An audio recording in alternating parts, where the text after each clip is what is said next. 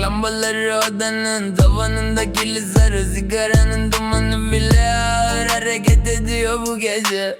Tıpkı senin gidişin gibi yavaş sessiz ama tam gözün ortasına adımların hala koridorda yankılanıyor sanki. Ya da ben deliriyorum bu karanlığın içinde. Leyla, Leyla, Leyla, Leyla, Leyla. Zaman dondu, karanlık Leyla.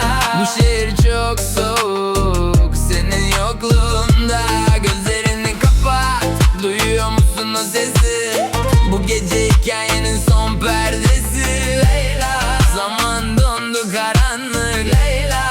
Bu şehir çok soğuk senin yokluğunda.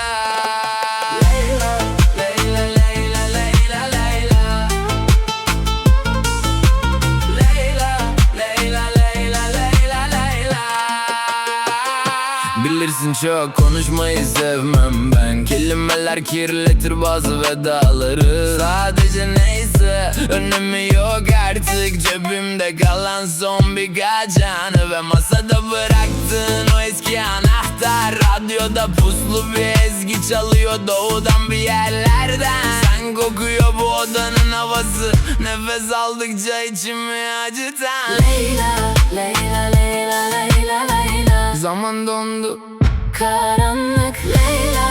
Bu şehir çok soğuk